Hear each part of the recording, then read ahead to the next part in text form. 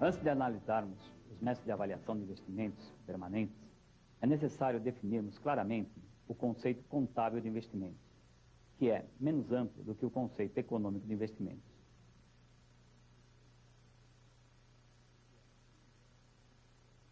O investimento, do ponto de vista econômico, seria qualquer aplicação efetuada com o objetivo de gerar rendimentos.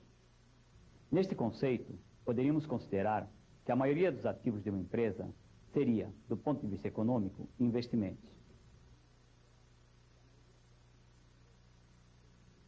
Entretanto, do ponto de vista contábil, o conceito de investimento é bem mais restrito e corresponde a apenas aplicações de caráter permanente,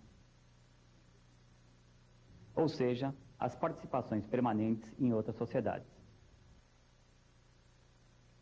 Neste caso, apenas as ações, cotas ou outras formas de participação em outras sociedades não destinadas à venda. São também considerados investimentos do ponto de vista contábil os direitos de qualquer natureza não classificáveis no ativo circulante e que não se destinem à manutenção da atividade da companhia ou empresa. Neste caso, mais uma vez, se reafirma o conceito de considerar como investimento as aplicações de caráter permanente, mas que não se devem confundir com as aplicações, por exemplo, em máquinas e veículos, uma vez que esses bens destinam-se a manter a atividade da empresa. Também são exemplos de investimentos os títulos de clubes, investimentos em obras de artes, etc.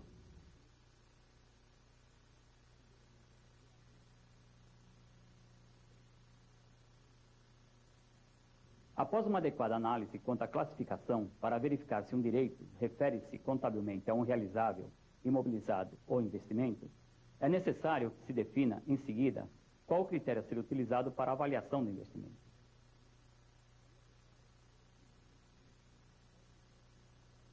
Os investimentos serão avaliados segundo dois critérios. Os investimentos relevantes em controladas e em algumas coligadas serão avaliados pelo método de equivalência patrimonial.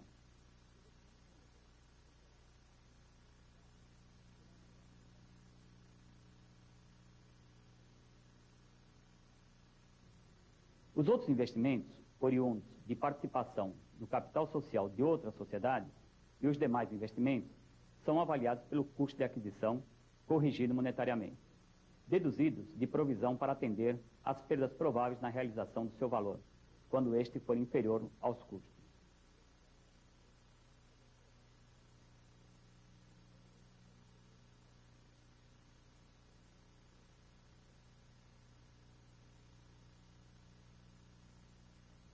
Para melhor entendermos como proceder à avaliação dos investimentos permanentes e relevantes de uma empresa, vejamos alguns conceitos firmados no texto original da Lei das Sociedades Anônimas e refletidos nas demonstrações financeiras publicadas pelas empresas. O relatório anual da administração deve relacionar os investimentos da companhia em sociedades coligadas e controladas e mencionar as modificações ocorridas durante o exercício. São empresas coligadas aquelas cuja participação societária é maior ou igual a 10% do capital, com ou sem direito a voto e sem a detenção do controle. Ou seja, quando uma empresa tem uma participação maior do que 10% do capital de outra empresa, sem a detenção do controle dessa empresa, elas são consideradas coligadas. Existem também as controladas, que são as empresas em que a participação societária é feita de modo que garanta, de forma permanente, preponderância nas deliberações sociais e o poder de eleger a maioria dos administradores. Normalmente, o controle é exercido pela empresa que tiver participação superior a 50% do capital votante. A companhia aberta divulgará as informações adicionais sobre coligadas e controladas que forem exigidas pela Comissão de Valores Mobiliários. As notas explicativas dos investimentos relevantes devem conter informações precisas sobre as coligadas e controladas e suas relações com a companhia, indicando a denominação da sociedade, seu capital social e patrimônio líquido, o número, espécie e classe das ações ou cotas de propriedade da companhia e o preço de mercado das ações, se houver, o lucro líquido de exercício, os créditos e obrigações entre a companhia e as sociedades coligadas e controladas, e o montante das receitas e despesas em operações entre a companhia e as sociedades coligadas e controladas. A Lei 6404 estabeleceu ainda o que seria considerado como investimento relevante. Considera-se relevante o investimento em cada sociedade coligada ou controlada quando o valor contábil for igual ou superior a 10% do patrimônio líquido da companhia investidora.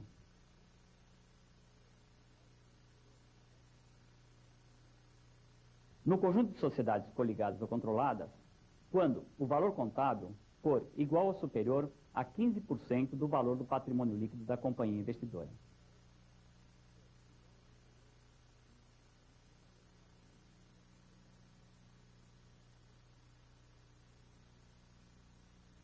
Vejamos então como devem ser avaliados, segundo os conceitos da Lei 6404, investimentos relevantes no balanço patrimonial da companhia.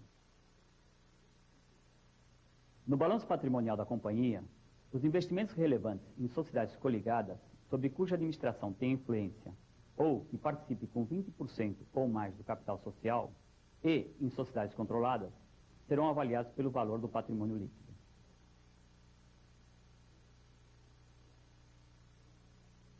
Assim, o valor do investimento será determinado mediante a aplicação da porcentagem de participação no capital da coligada ou controlada sobre o valor do patrimônio líquido da investida.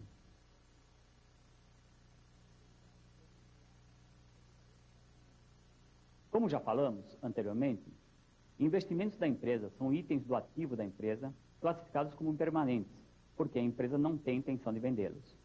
Portanto, o método da equivalência patrimonial tem como filosofia manter o investimento em valor proporcional ao patrimônio líquido da investida ou controlada, tendo como base o percentual de participação no capital social.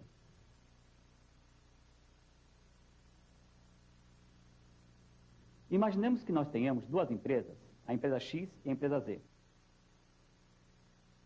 A empresa X possui 20% do capital da empresa Z, logo são consideradas empresas coligadas. Se a empresa X tem 20% do capital da empresa Z, obviamente ela terá 20% do patrimônio líquido da empresa Z. Como o patrimônio líquido da empresa Z, ou seja, o total do capital, reservas e lucros acumulados, é 1.000, e como a empresa X tem 20% desse total, ou seja, 200, esse total deverá ser apresentado no balanço da companhia X como investimento na companhia Z. Então, esse valor é proporcional à participação da investidora, no caso X, no capital da companhia Z. O valor do investimento é equivalente à sua participação no patrimônio líquido da investida. Daí o nome de equivalência patrimonial. Vejamos agora alguns exemplos para ilustrar as operações existentes entre a coligada e a controlada, ou entre as coligadas avaliadas pelo método da equivalência patrimonial, e o registro contábil em ambas as empresas. Imaginemos que nós tenhamos duas empresas. A empresa A possui 80% do capital da empresa B. A empresa B apura um lucro no exercício no valor de 50. Se a empresa A tem 80% do capital da empresa B, logo ela tem 80% do patrimônio líquido. Na situação inicial, nós temos o patrimônio líquido no montante de 200. Logo, o valor de investimento será 160, que corresponde a 80% do valor do patrimônio líquido. Sabemos que a empresa B apurou um resultado de 50. Esse lucro será transferido para o patrimônio líquido, porque se tivermos um lucro, tivemos um aumento de patrimônio líquido, um aumento da riqueza dessa empresa.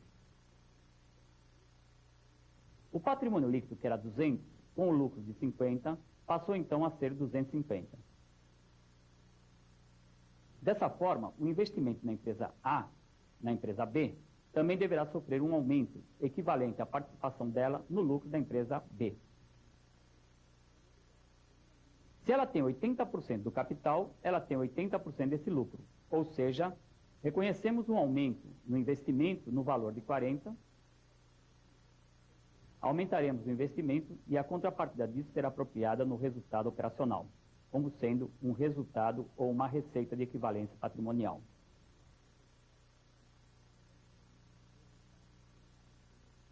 Portanto, o investimento da companhia A será equivalente à participação dessa mesma empresa no patrimônio líquido da companhia B. Esse resultado é considerado operacional porque essas coligadas ou controladas, normalmente, fazem parte de um grupo de empresas e muitas vezes elas têm negócio entre si. Muitas vezes uma controlada ou coligada fornece matéria-prima para a controladora ou usa matéria-prima dessa controladora. Elas muitas vezes são como se fosse uma extensão ou um departamento da própria empresa. Assim sendo, o resultado dessa extensão ou departamento deve ser reconhecido também como resultado da própria empresa. Por isso que esse resultado é reconhecido como um resultado operacional. Se a empresa controlada ou coligada tiver prejuízo, esse prejuízo irá causar uma diminuição do seu patrimônio líquido, causando também uma diminuição no investimento da investidora, tendo como contrapartida, no resultado, uma perda. Portanto, quando a coligada tiver lucro, nós teremos receita de equivalência patrimonial e aumento no valor do investimento. Se a coligada tiver prejuízo, teremos uma despesa de equivalência e diminuição no valor do investimento.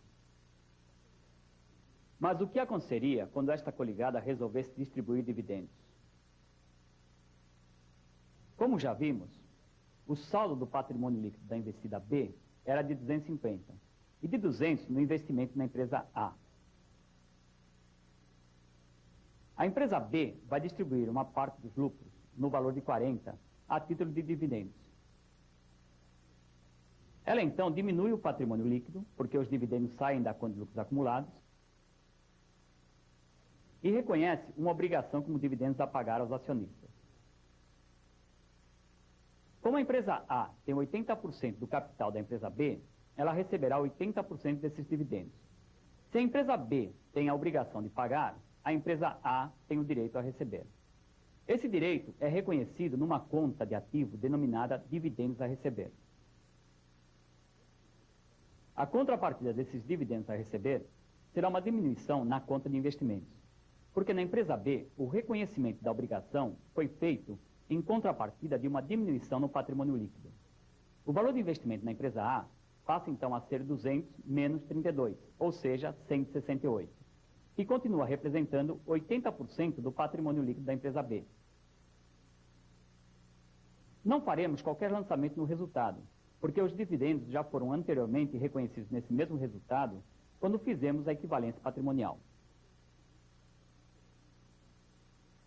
Veremos agora o que acontece quando há correção monetária do balanço. Nós vimos, quando estudamos anteriormente a correção monetária do balanço, que todo ativo permanente e todo patrimônio líquido serão corrigidos monetariamente. Teremos, então, de um lado, na investidora, a correção do investimento, porque ele faz parte do ativo permanente. E na investida, a correção do seu patrimônio líquido. No nosso exemplo anterior, tínhamos na investidora um saldo de 168.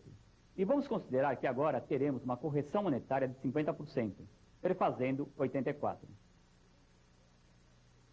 Teremos, então, um investimento corrigido de 252. A contrapartida dessa correção monetária vai para o resultado na conta de correção monetária do balanço, representando um ganho de 84. Por outro lado, a empresa B também vai corrigir o seu patrimônio líquido, com o mesmo índice de 50%. Teremos, então, 50% de 210, que são 105. Reconhecemos, então, um crédito no patrimônio líquido e um débito no resultado, como perda inflacionária sobre o patrimônio líquido. O patrimônio líquido corrigido fica, então, em 315, ou seja, 210 mais 105. Como vemos ainda que o valor de investimento corrigido, 252, representa 80% do patrimônio líquido corrigido na empresa controlada. Assim, nós fizemos a atualização monetária do investimento da empresa A e do patrimônio líquido da empresa B. Reconhecemos a contrapartida da correção monetária no resultado de cada uma das empresas, na conta de correção monetária do balanço, e não afetamos em nada o resultado de equivalência patrimonial. Como o índice aplicado em ambas as empresas é sempre o mesmo, nós teremos sempre a manutenção do percentual de 80% da participação da empresa A na empresa B. Nós sabemos que o patrimônio líquido é composto de capital, reservas e lucros acumulados. E muitas vezes, essas reservas e lucros acumulados são utilizados para aumentar o capital da empresa.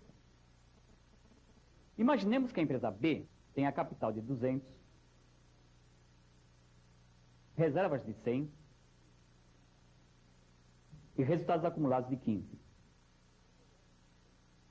Nós temos, então, o total do patrimônio líquido de 315. E o valor de investimento na empresa A, na empresa B, de 252, que representa 80% de 200, mais 80% de 100, mais 80% de 15, e que poderia ser demonstrado analiticamente em 3 contas.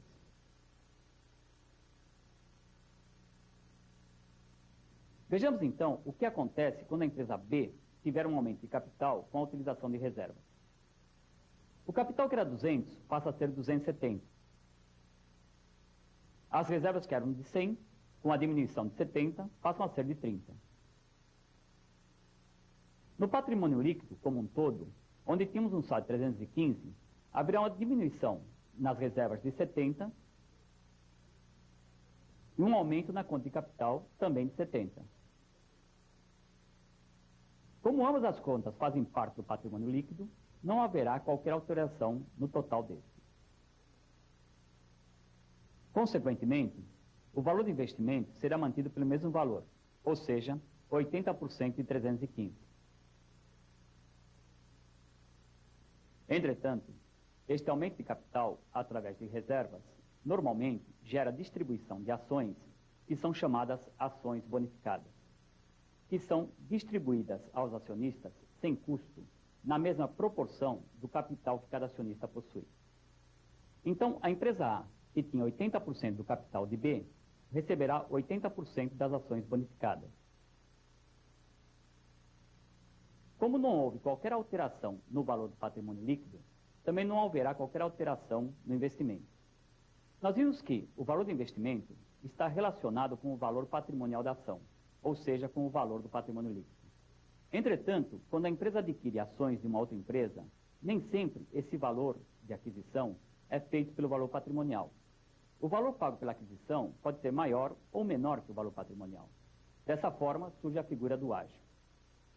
Ágio ou deságio é a diferença entre o valor pago pelas ações e o seu valor patrimonial na mesma data. Se nós tivéssemos uma ação que tivesse sido adquirida por R$ 2,50 e cujo valor patrimonial seja 2, teríamos pago R$ 2,50 por algo que contabilmente valeria 2. Dessa forma, nós teríamos pago um ágio de 50. Por outro lado, nós poderíamos ter pago apenas R$ 1,80 por uma ação que contabilmente valeria 2. E neste caso, nós teríamos um deságio de 20.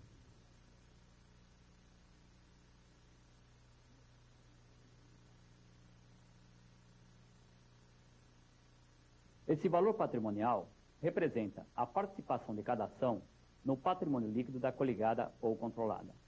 Se uma empresa tem o capital dividido em 1.000 ações, por exemplo, e o seu patrimônio líquido é de 5.000, o valor patrimonial de cada ação será o resultado de 5.000, que é o valor do patrimônio líquido, dividido por 1.000, que é a quantidade de ações, fazendo um valor de 5 para cada ação.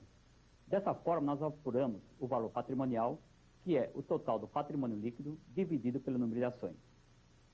Por que nós compraríamos com ágio, ou seja, por um valor maior, uma ação que vale menos?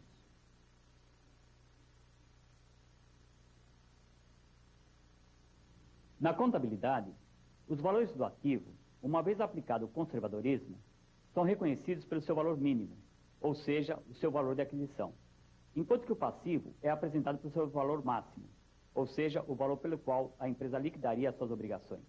Assim sendo, o patrimônio líquido contábil representa o mínimo que a empresa possa valer. Dessa forma, nós podemos ver que, além do valor contábil, deveríamos acrescentar ao valor patrimonial, a fim de determinar o valor real dessa empresa, a diferença de valor de mercado dos bens. Como já vimos, o valor dos ativos contábeis são reconhecidos pelo seu custo de aquisição. Mas, se fôssemos vender os ativos dessa empresa, não iríamos vender esses ativos pelo seu custo de aquisição, mas sim pelo seu valor de mercado. Essa diferença entre o valor de mercado e o custo de aquisição justificaria a cobrança de um ágio sobre o valor das ações negociadas. Além dessa diferença, pelo valor de mercado, podemos ter outros acréscimos que seriam decorrentes, por exemplo, de uma expectativa de rentabilidade futura. Se nós estamos vendendo ações e se há uma expectativa de que essas ações irão gerar lucros futuros, no momento que vendemos essas ações, nós também estamos vendendo esses lucros futuros. Desta forma, nós vamos querer cobrar também, antecipadamente, uma parte desses lucros, o que justificaria também uma cobrança de ágio. Além disso, nós teríamos ágio também por fundo de comércio, intangíveis e outras razões econômicas. O fundo de comércio é composto pelo know-how, pela experiência da empresa, pela sua carteira de clientes, pelo seu corpo de funcionários. Tudo isso tem um valor real para a empresa. Só que este valor não está reconhecido contabilmente. Porque a contabilidade é objetiva e para esses valores não podemos determinar um valor real de forma objetiva. Mas no momento de uma negociação entre empresas, é atribuído um valor a esse fundo de comércio. E, logicamente, esse valor é acrescentado ao patrimônio líquido, gerando dessa forma um ágio. Podemos ter ainda outras razões, como, por exemplo, uma empresa não está disposta a vender as suas ações e ser pressionada pelos interesses de uma outra empresa que deseja comprá-la. Ela, então, estabelece um preço de venda com um valor superior ao seu patrimônio líquido, gerando, caso a venda se concretize, um ágio por outras razões econômicas. Nós vimos, então, os motivos pelos quais podemos ter diferenças entre o valor de negociação das ações e o seu valor contábil. É importante lembrar que, no caso de compra de ações por um valor superior ao valor patrimonial, a empresa compradora registrará essa diferença numa conta denominada ágio em investimentos. Caso contrário, ela registrará esse valor numa conta chamada deságio em investimentos. Nosso próximo passo será no sentido da demonstração das origens e aplicações de recursos que estudaremos com o professor Célio Lora. Até lá.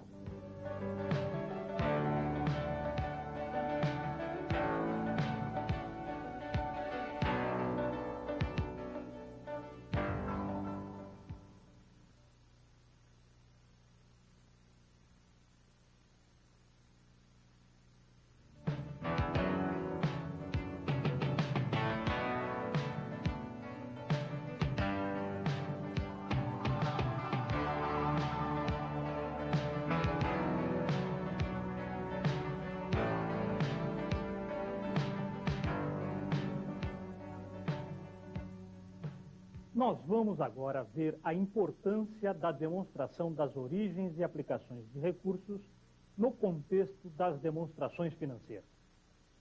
Como elas são preparadas em uma pequena introdução à análise financeira desta demonstração.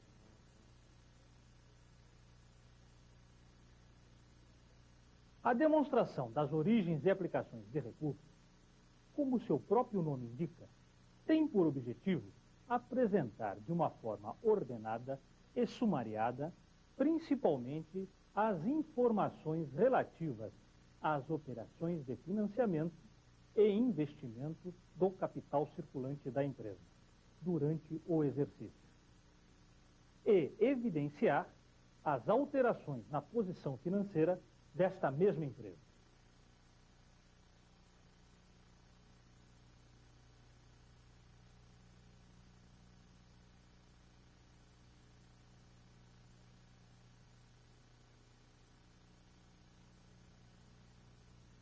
Os financiamentos estão representados pelas origens de recursos e os investimentos pelas aplicações de recursos, sendo que o significado de recursos aqui não é simplesmente o de dinheiro ou de disponibilidade, pois abrange um conceito mais amplo.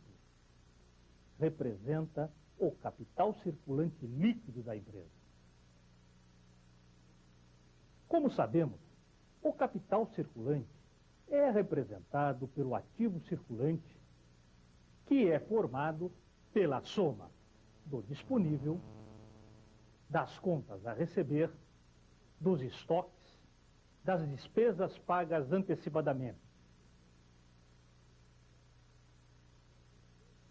menos o passivo circulante, formado pelos fornecedores, contas a pagar, empréstimos, tributos a pagar e outras exigibilidades.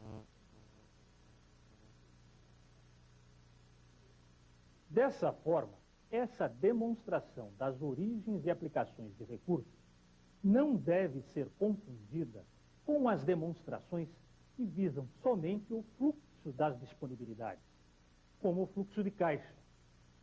De fato, esta visa tão somente mostrar as entradas e saídas de dinheiro, ao passo que a demonstração das origens e aplicações de recursos é mais abrangente. Não só por ter as variações em função do capital circulante, ao invés de caixa, mas por representar uma demonstração das mutações na posição financeira como um todo.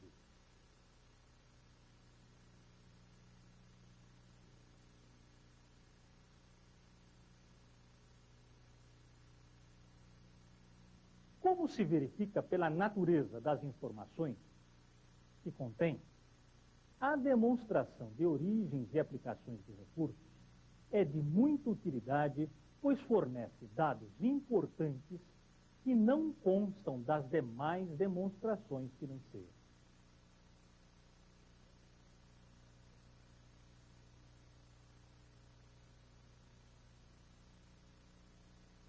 A DOAR, ou demonstração de origem e aplicação de recursos, está relacionada tanto com o balanço como com a demonstração do resultado do exercício, sendo complementar a ambas, fornecendo as modificações na posição financeira da empresa pelo fluxo de recursos.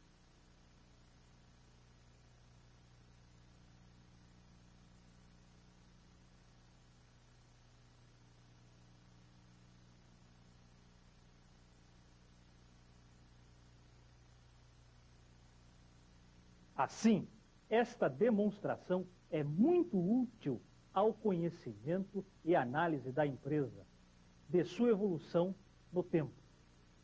De fato, ela auxilia em importantes aspectos, como, por exemplo, conhecimento da política de inversões permanentes da empresa e fonte de recursos correspondentes.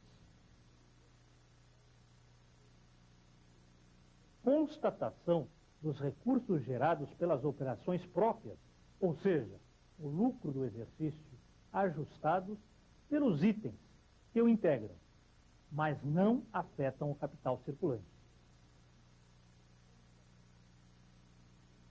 Análise de como foram aplicados os recursos obtidos com os novos financiamentos de longo prazo.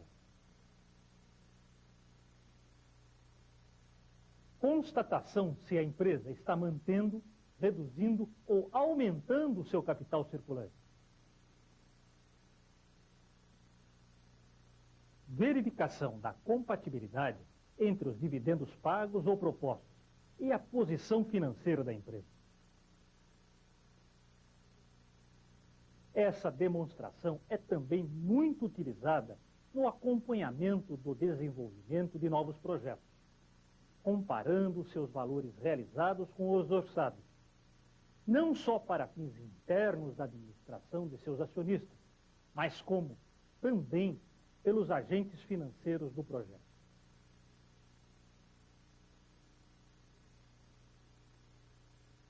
Vejamos, através de um exemplo simples, como seria apresentada a demonstração das origens e aplicações de recursos da empresa Beta, Sociedade Anônima. A empresa Beta tem no seu balanço inicial apenas o capital dos sócios e os recursos depositados em um banco. Portanto, o seu capital inicial é 100. Logo, no início do período seguinte, essa empresa admite um novo sócio na organização integralizando mais 50 de capital. Nesse momento, a conta capital e a conta banco passariam para 150. E o capital circulante líquido também passa para 150. Ocorrendo, portanto, um aumento do capital circulante líquido de 50. Se apresentássemos uma demonstração das origens e aplicações de recursos neste momento, iríamos dizer que esta empresa teve um aumento do capital circulante. Portanto, uma origem proveniente de integralização de capital. E a empresa permaneceu com estes recursos no capital circulante líquido.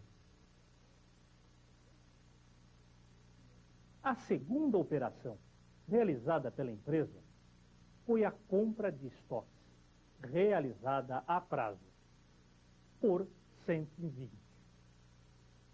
Isto representa um aumento simultâneo no ativo circulante e no passivo circulante, em estoques e fornecedores. Valor de 120. Embora esta operação represente uma nova aplicação de recursos para a empresa, ela não ocasionou nenhuma modificação no capital circulante da empresa, permanecendo o mesmo em 150. Caso fôssemos apresentar uma demonstração das origens e aplicações de recursos, nesse momento, ela seria a mesma anterior. Ou seja, a única nova origem ao capital circulante foi o valor de 50, proveniente dos sócios. Vamos supor que para distribuir os estoques comprados, a empresa necessite de um veículo e ela compra à vista por 40. A contabilidade registra esta permuta de ativos, reduzindo a conta bancos para 110 e registrando na conta veículos 40. As origens totais e as aplicações totais de recursos não se alteram, mas o capital circulante sofre uma redução de 40. Portanto, uma aplicação, passando agora para 110. Essa redução do capital circulante foi aplicada no imobilizado.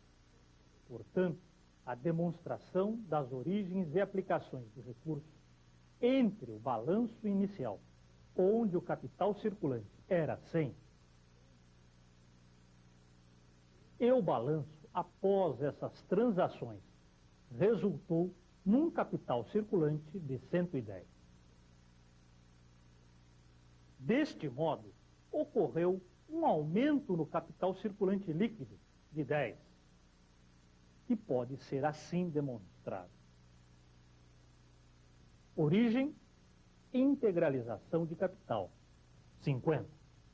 Aplicação em imobilizações, 40. Logo, aumento de capital circulante, 10.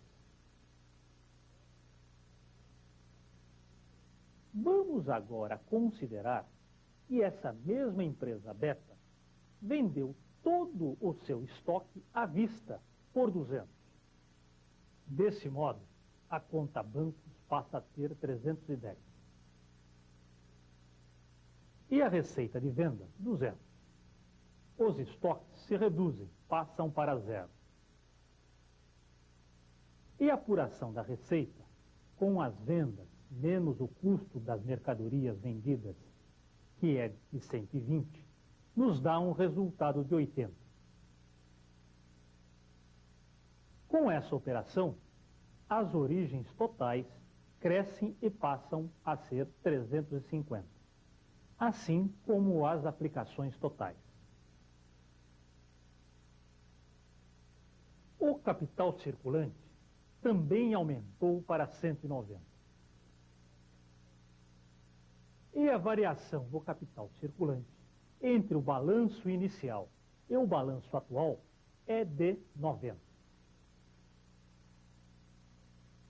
E a demonstração das origens e aplicações de recursos da empresa Beta agora tem duas fontes de recursos. Uma das operações, o lucro do período, 80. Outra dos sócios, provenientes da integralização do capital, 50. Portanto, a empresa no período obteve um total de 130 de origens e aplicou 40 em imobilizações, permanecendo no capital circulante 90. Além de recursos das operações e dos sócios, a empresa também obteve um empréstimo de 300, vencendo-se 270 a longo prazo e 30 a curto prazo. Dessa forma, o balanço da empresa Beta agora ficaria da seguinte forma. Em bancos, teríamos mais 300, passando então o saldo em bancos para 610. No passivo circulante, teríamos uma conta de empréstimo, registrando 30. E no exigível a longo prazo, passaríamos a ter um empréstimo de 270. Agora, o total das origens que essa empresa dispõe aumentou em 300 e passou para 650. O capital circulante passa para 460, aumentando em 270. E é a parcela que corresponde ao valor de empréstimo a longo prazo. A demonstração de origens e aplicações de recursos entre o balanço inicial e o atual demonstrará um aumento no capital circulante líquido de 360. E pode ser assim demonstrado nos 3 níveis em que a empresa financia os seus negócios. A mais nobre das origens é aquela proveniente da própria operação, que no caso foi 80. A segunda forma de obter financiamento do capital circulante é através dos sócios, que no caso foi 50. A terceira alternativa é o financiamento de terceiros, no nosso exemplo, 270. A empresa aplicou 40 no imobilizado, permanecendo 360 no capital circulante.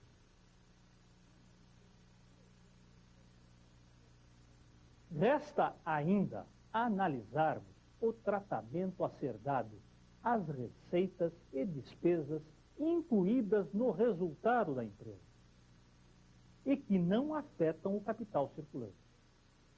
No nosso exemplo, vamos supor que a empresa depreciou o seu veículo em 10%. Nesse caso, a contabilidade registrará uma depreciação da conta veículo no valor de 4. E um custo ou uma despesa no mesmo valor de 4. Este lançamento reduz o resultado da empresa de 80 para 76. Com isso, o total das origens diminui para 646, assim como as aplicações. Entretanto, esse registro de depreciação não representa um aumento nem uma diminuição nos recursos no capital circulante, permanecendo o mesmo em 460. Isto quer dizer que é necessário, no momento de prepararmos a demonstração das origens e aplicações de recursos, analisarmos o lucro líquido do exercício para ajustarmos, ou seja, acrescentarmos ou diminuirmos do mesmo as parcelas de receitas e despesas que estão contidas no resultado, mas que não afetaram o capital circulante líquido.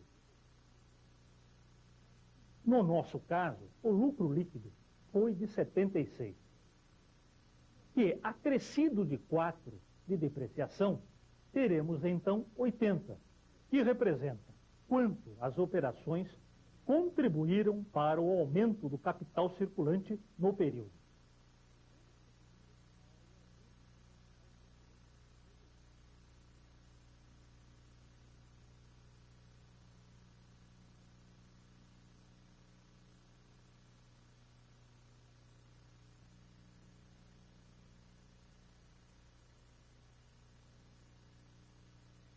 Como estudamos, a demonstração das origens e aplicações de recursos de uma empresa demonstra as origens ou ingressos ao capital circulante e as respectivas aplicações deste mesmo capital.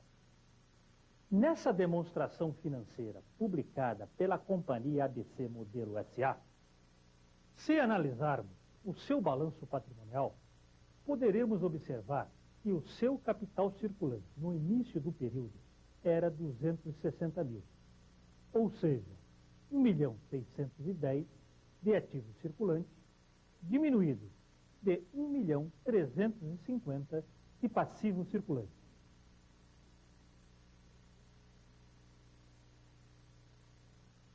No final do exercício, o capital circulante dessa mesma empresa aumentou em 10 mil. Ou seja, o capital circulante é agora 270 mil. 1.890.000 de ativo circulante, menos 1.620.000.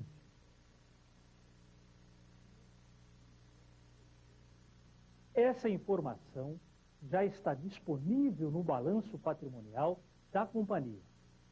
Entretanto, para um melhor entendimento de como se formou esse acréscimo de 10 mil ao capital circulante, é preciso identificarmos os elementos de origem e aplicações que compõem esses 10 mil.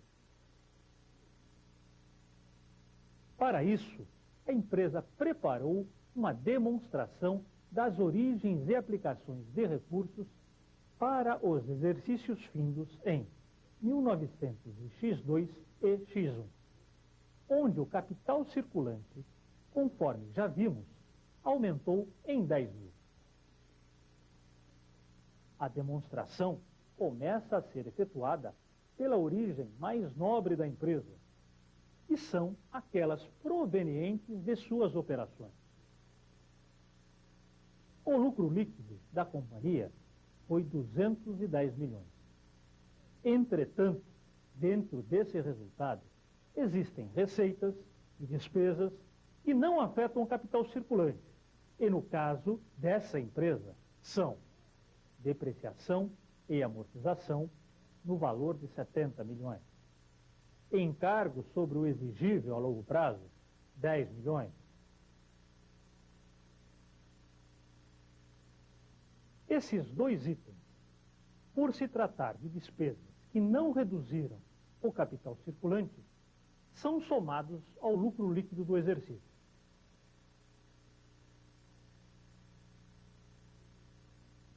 A equivalência patrimonial, por outro lado, é uma receita que, no momento do registro do lançamento, não representa um aumento no capital circulante da empresa. E, por isso, está sendo diminuído do lucro líquido.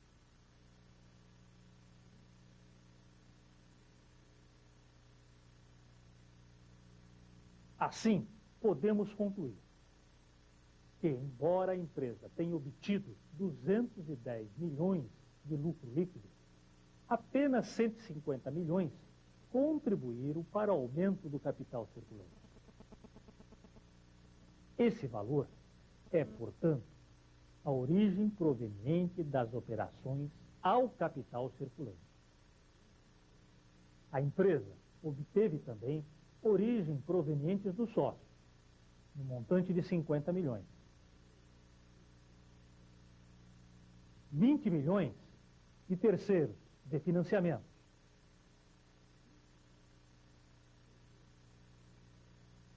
50 milhões de dividendos,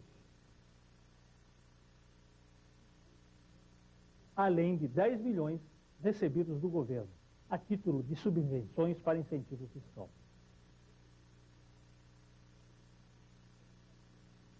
Com isso, verificamos que essa empresa obteve no período 280 de origem. E sabemos também que apenas 10 milhões permaneceram no capital circulante.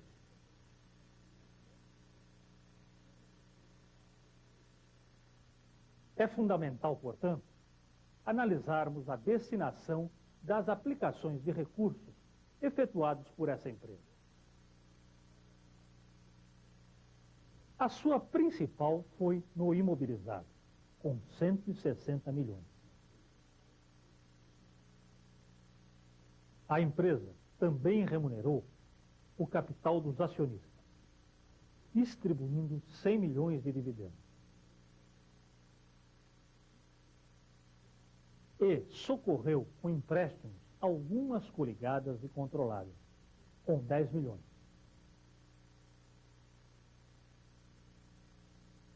Portanto, essa demonstração é extremamente importante para o analista interpretar a movimentação de recursos ocorrida no capital circulante da empresa.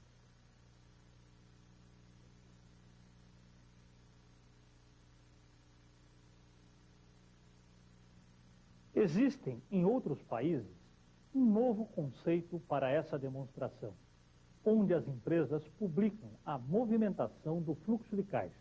Ou seja, é uma demonstração que se utiliza da mesma filosofia básica, mas, entretanto, o aumento ou diminuição de recursos é analisado em relação às disponibilidades da empresa, avaliando a movimentação de recursos no período provenientes das operações, dos investimentos e dos financiamentos. Vocês deverão agora efetuar o exercício constante deste módulo.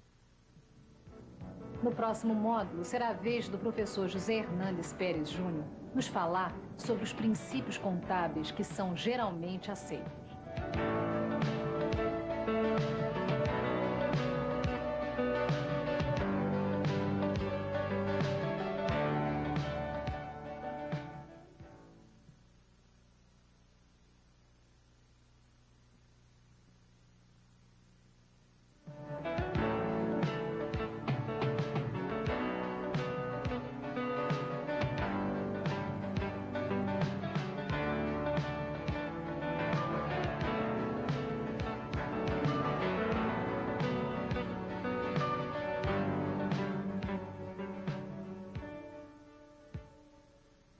Princípios fundamentais de contabilidade representam o conjunto de normas que regem toda a prática da contabilidade. Para entender melhor o que representam, vamos explicar e exemplificar cada um desses princípios. Veremos também qual a utilidade prática desses princípios quando uma empresa grande, uma sociedade de capital aberto, por exemplo, publica as suas demonstrações financeiras no jornal. Essas demonstrações contábeis vêm acompanhadas do parecer dos auditores, que corresponde a uma opinião independente dessas demonstrações contábeis. A opinião do auditor é expressa não em função do que ele acha que está certo ou errado. Cabe-lhe apenas atestar se essas demonstrações se encontram de acordo ou não com os princípios fundamentais de contabilidade. Mas o que são esses princípios? Os princípios fundamentais de contabilidade são classificados em postulados, princípios propriamente ditos e convenções.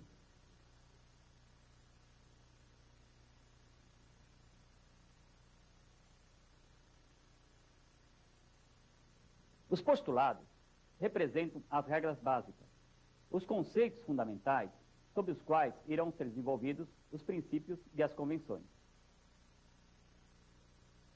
Os princípios representam as regras gerais da contabilidade. E as convenções são algumas normas para a aplicação desses postulados e princípios. Para exemplificar, imaginemos o seguinte. Quando vamos construir uma casa, nós começamos pelas fundações, pelo alicerce. Os postulados representam o alicerce da contabilidade, porque é sobre eles que serão definidas todas as regras contábeis.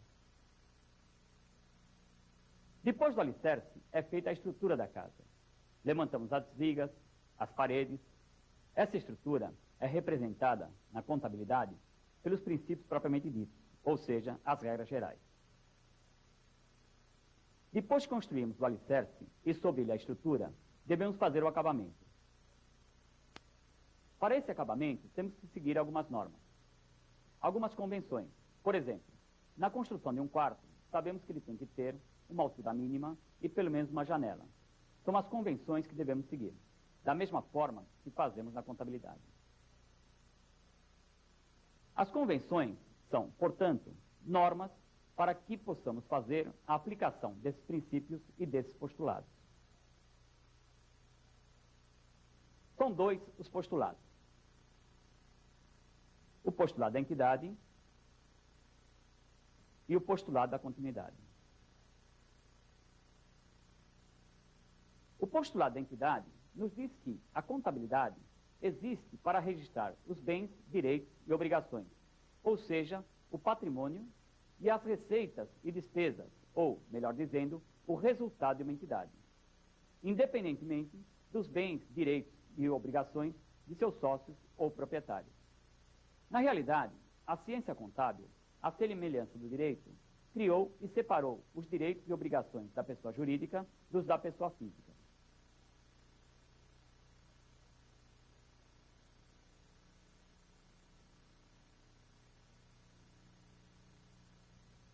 Isso significa que o balanço patrimonial representa todos os bens, direitos e obrigações da entidade.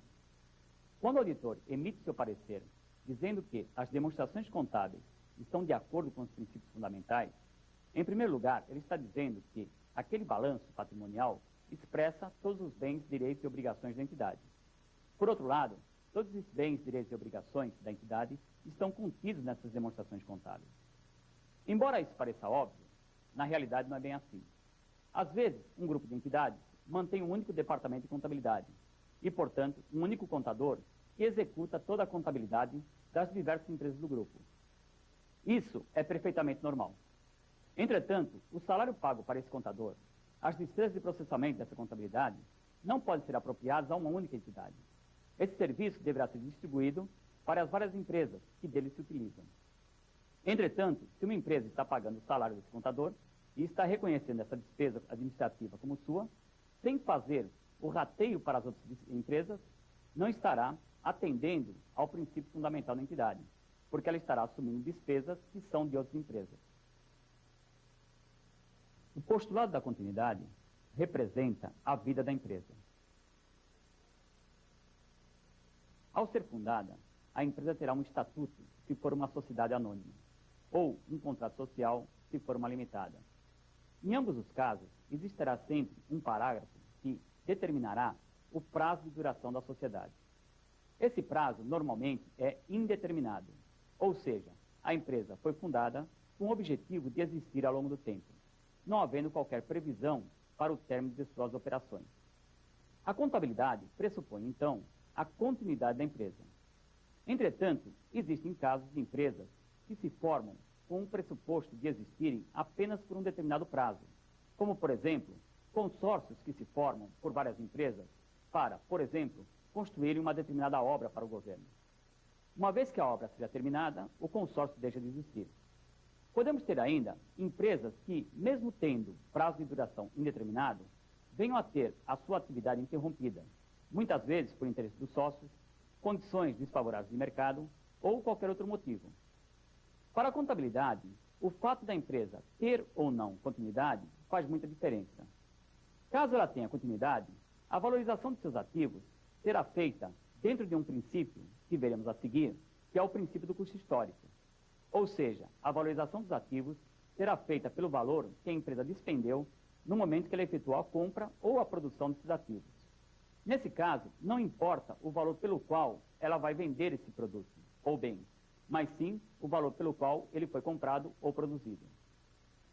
Caso a empresa não tenha continuidade, logicamente, esses produtos terão que ser vendidos, porque a empresa será liquidada, e todos os seus ativos e passivos serão realizados. Dessa forma, nesta hipótese, que é muito rara, esses ativos serão avaliados não pelo seu valor de custo, mas sim pelo valor de mercado, pois serão vendidos para a liquidação da empresa. A demonstração contábil de liquidação dessa empresa será feita, então, em termos de valor de mercado.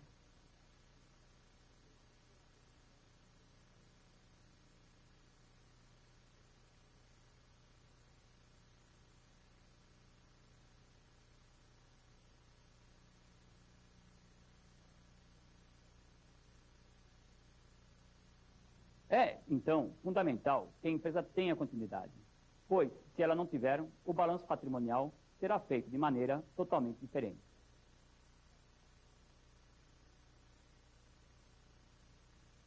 Os princípios são divididos em 4 categorias: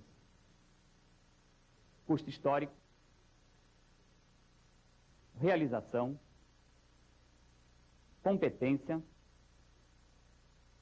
e denominador comum monetário.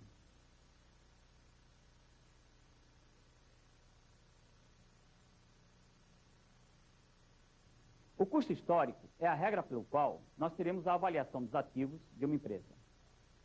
Todos os ativos de qualquer natureza de uma empresa serão avaliados pelo custo histórico.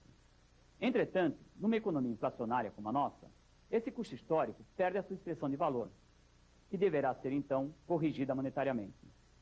Essa correção é feita por um sistema chamado correção monetária do balanço, que já vimos anteriormente, e que tem por objetivo atualizar os valores de custo histórico, desde a data em que foram adquiridos ou produzidos até a data do balanço patrimonial. O princípio do custo histórico, portanto, é fundamental para a apuração do lucro.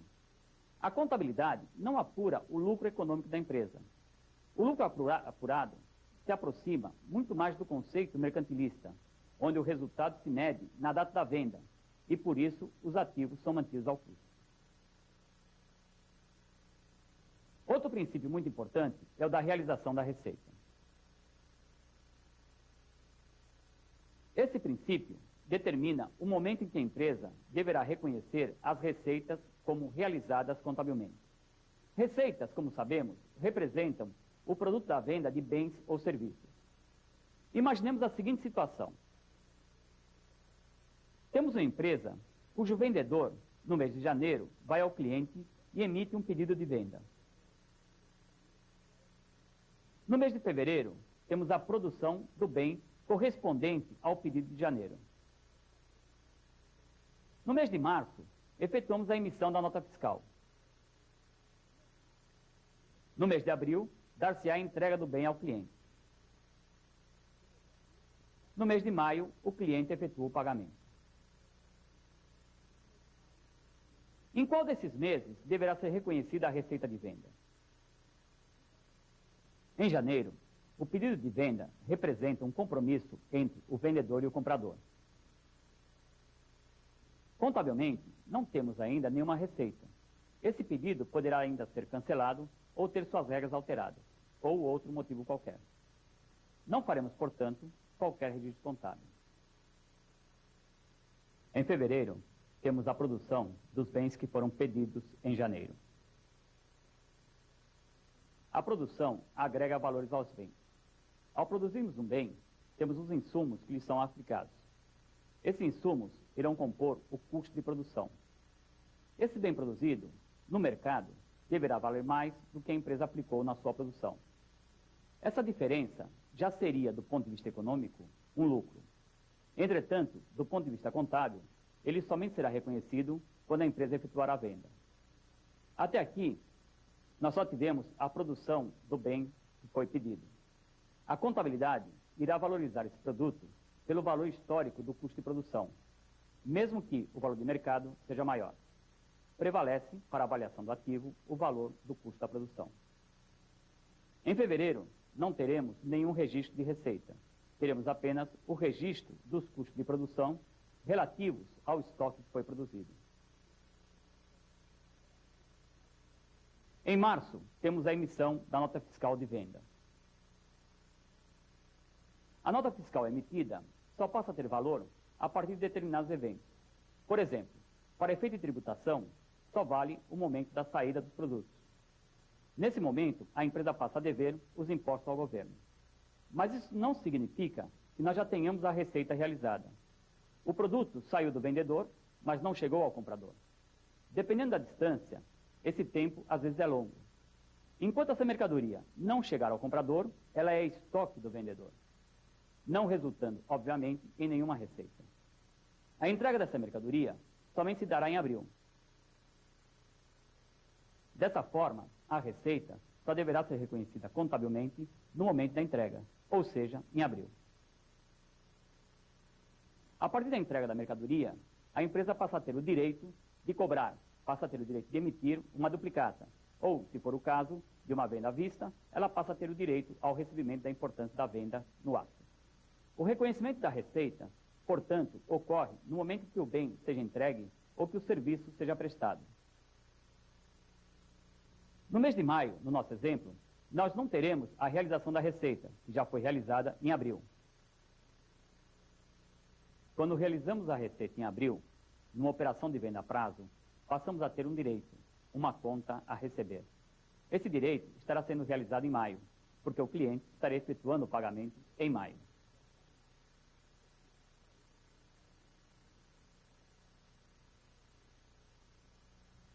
O princípio da competência serve para registrar no resultado as despesas incorridas pela empresa nas suas atividades operacionais. Essas despesas têm por objetivo a geração de receitas. Ou seja, toda despesa está relacionada com o processo gerador de receita. Essa relação pode ser direta ou indireta. Ou seja, temos despesas que estão diretamente relacionadas com as receitas e despesas que estão indiretamente relacionadas.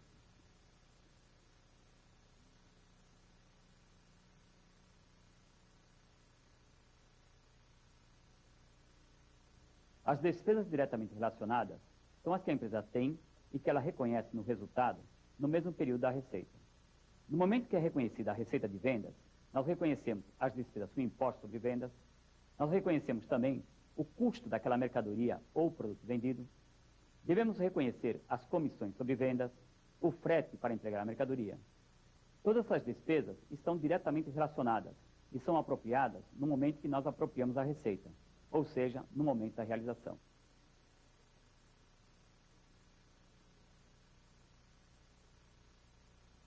As despesas indiretamente relacionadas com as receitas são aquelas que ocorrem independentemente de a empresa ter ou não receitas, como, por exemplo, as despesas administrativas.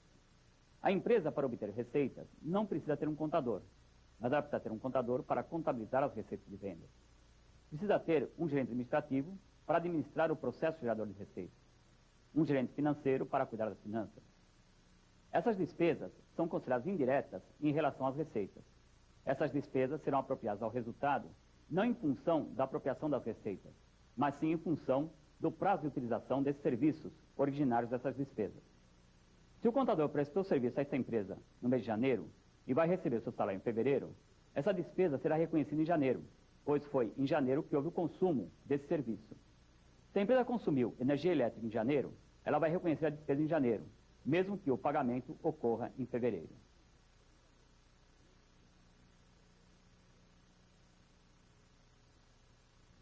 O último dos princípios é o princípio do denominador comum monetário.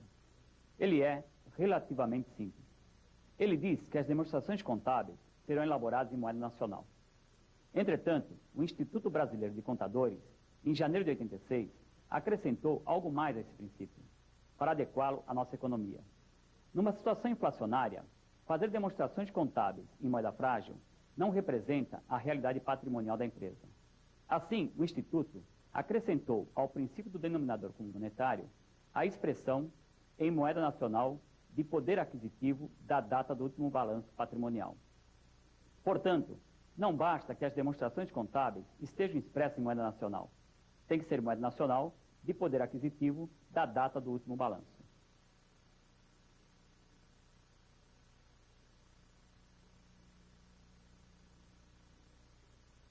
Vejamos um exemplo do que significa esse poder aquisitivo da data do último balanço. Imaginemos uma empresa que tenha no seu balanço patrimonial caixa, duplicata com vencimento em 90 dias a partir da data do balanço e estoques que foram adquiridos a 90 dias da data do balanço. Esses valores, nas demonstrações contábeis, são apresentados pelos seus valores presentes, no caso do caixa, porque o dinheiro que está no caixa tem poder aquisitivo do dia da demonstração contábil. As duplicatas que irão vencer daqui a 90 dias, com um valor fixo, têm seu valor nominal representado pelo seu valor futuro. O estoque, que foi adquirido há 90 dias, tem o seu valor representado pelo que valia quando a empresa comprou esse estoque, ou seja, pelo seu valor passado. Imaginemos então que esses valores tenham sido 100, correspondentes a que a empresa tinha em caixa, na data do balanço, 100 como sendo o valor da duplicata, que irá vencer daqui a 90 dias, e 100 o valor do estoque adquirido a 90 dias do balanço. Imaginemos que estejamos fazendo esse balanço comparativo com o ano anterior.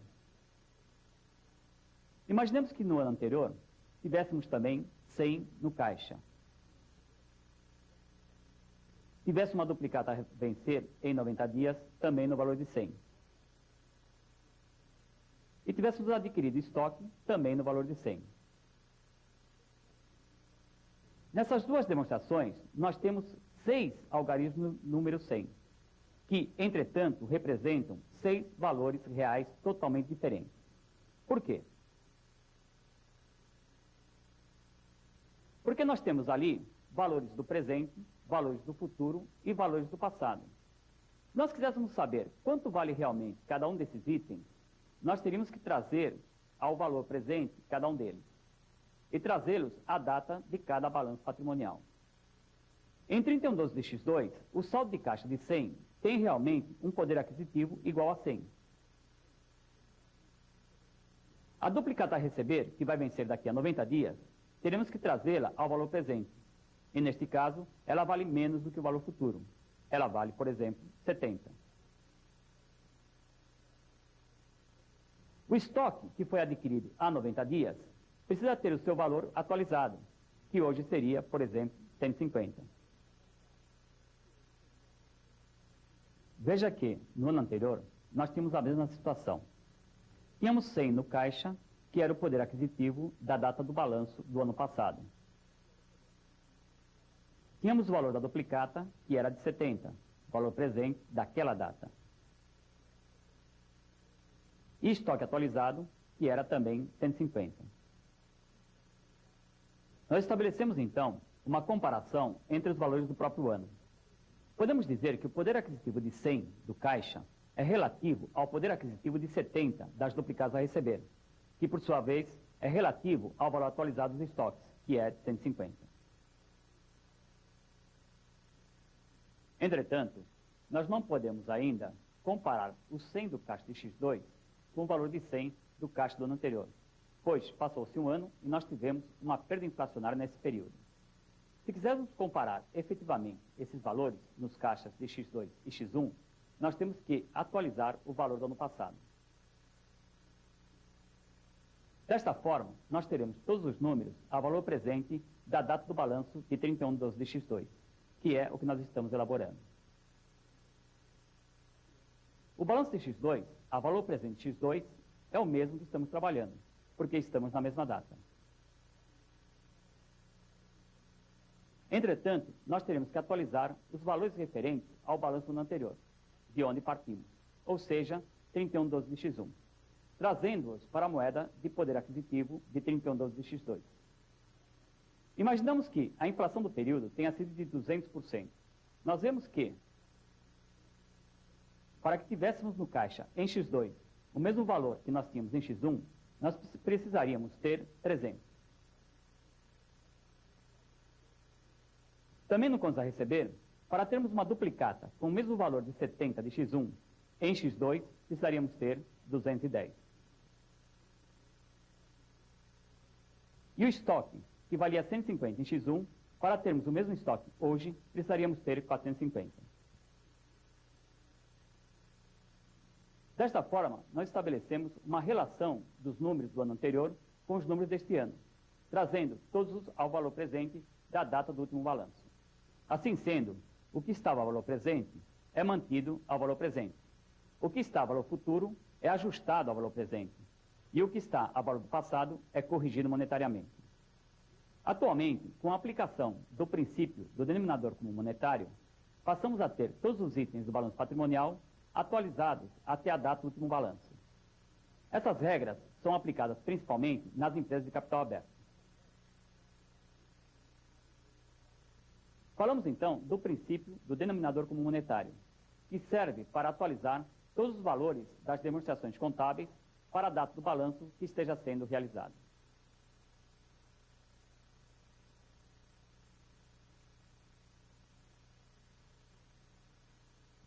As convenções são divididas em 4 categorias, que são a objetividade, o conservadorismo, a relevância e a uniformidade.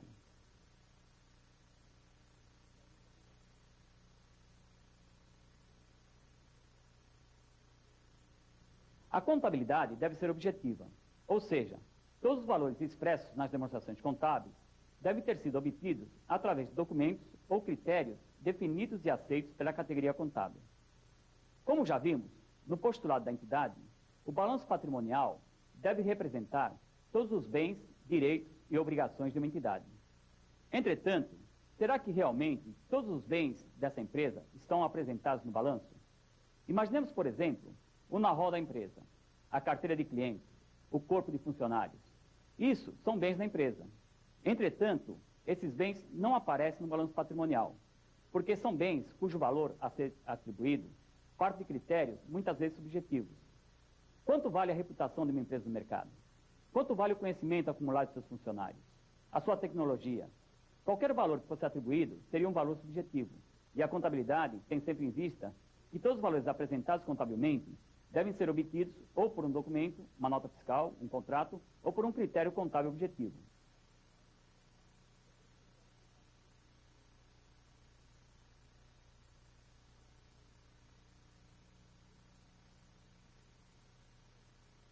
Os bens chamados intangíveis, como um ponto comercial, fundo de comércio de uma empresa, não são reconhecidos contabilmente, porque não há como avaliá-los de forma objetiva.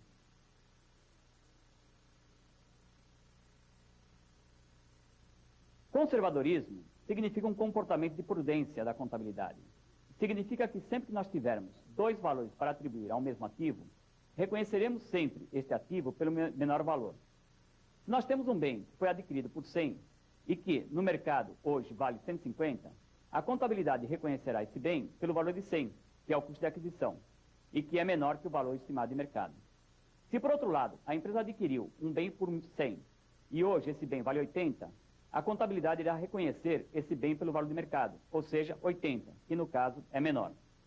Pelo conservadorismo, portanto, os ativos serão sempre registrados pelo menor valor. Por outro lado, os passivos serão registrados pelo maior valor possível.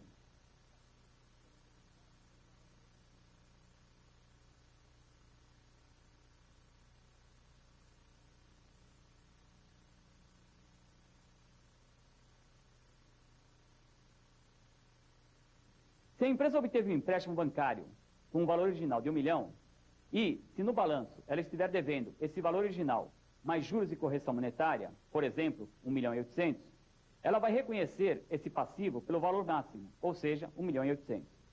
A diferença será reconhecido como despesa financeira do período.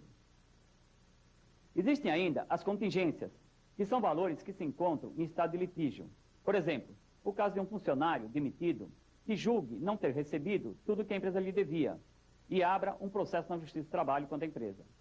Suponhamos que os advogados julguem que a empresa tem a grande probabilidade de perder essa causa. Nesse caso, a empresa irá constituir uma provisão para contingências, que funciona como um reconhecimento prévio da despesa. Dentro do mesmo critério de conservadorismo que estamos estudando, caso a empresa venha a ganhar o processo, esse valor será convertido numa receita extraordinária.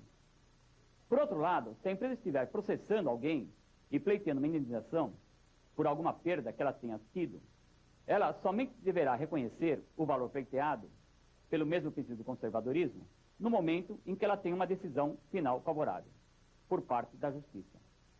A partir da convenção do conservadorismo, podemos dizer que o patrimônio líquido contábil representa a riqueza mínima de uma entidade, ou o mínimo que a empresa possa valer.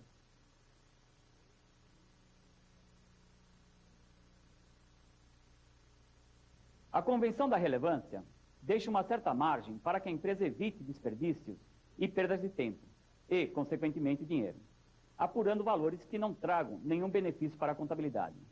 Dessa forma, algumas despesas irrelevantes, de valores inexpressivos, que, pelo princípio da competência, deveriam ser distribuídos por vários meses ou por vários exercícios, poderão ser apropriados em um único exercício. Por exemplo, a empresa faz um seguro de automóvel, com um prazo de vigência por 1 ano. O valor pago por esse seguro deverá ser distribuído por todo esse período de vigência do seguro.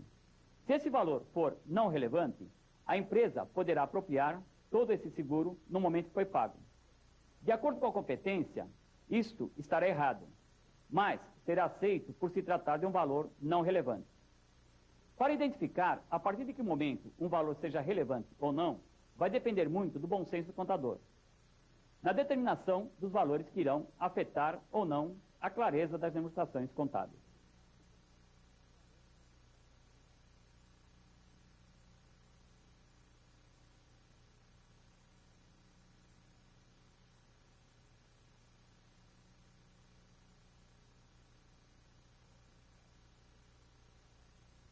Por regra geral, todos os princípios contábeis devem ser aplicados com rigidez, mas no caso em que os valores envolvidos sejam não relevantes, a empresa poderá apropriá-los de uma forma que seja mais econômica ou facilitada.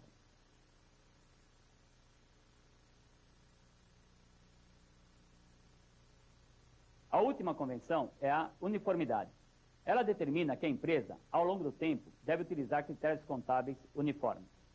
Uma vez que ela passa a utilizar um determinado critério, aceito pelos princípios contábeis, esse critério deve ser mantido, para não prejudicar a comparabilidade das demonstrações contábeis. Nós já vimos que a empresa pode avaliar contabilmente os seus estoques pelo método custo médio ou pelo PEP, primeiro que entra, primeiro que sai. A avaliação por um ou outro método faz com que tenhamos diferentes valores de estoque e também resultados diferentes. Num determinado ano, a empresa avaliou seus estoques pelo método custo médio e no ano seguinte ela quer avaliá-lo pelo PEP, nós teremos resultados diferentes e perderemos a comparabilidade entre o resultado de um ano com o outro.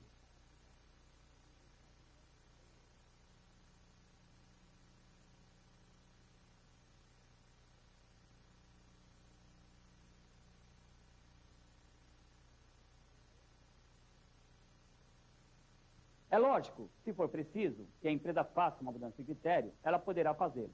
Só que o efeito dessa mudança deverá constar de nota explicativa ao balanço, para que o usuário dessa demonstração possa estabelecer um critério de comparação entre os balanços de vários períodos da empresa. Quando nós temos uma demonstração contábil apresentada no jornal, e nós vemos que essa demonstração vem acompanhada de um parecer do auditor, que diz que essas demonstrações contábeis estão de acordo com os princípios fundamentais de contabilidade, o auditor está afirmando o quê? Ele está afirmando, em primeiro lugar, que tudo que está nas demonstrações contábeis pertence à empresa e que tudo que a empresa tem está contido nas demonstrações contábeis. Isto é o postulado da entidade. Ele está afirmando também que não conhece nenhum fato que afete ou ameace a continuidade dessa empresa. Essa empresa vai continuar existindo ao longo do tempo. Postulado da continuidade. Está afirmando também que os seus ativos foram avaliados pelo custo histórico de produção ou de aquisição, princípio do custo histórico. As receitas reconhecidas foram realizadas contabilmente. Os produtos foram entregues e os serviços foram prestados. Princípio da realização. As despesas do período foram reconhecidas, tanto aquelas relacionadas com as receitas, quanto aquelas relacionadas com o período. Princípio da competência.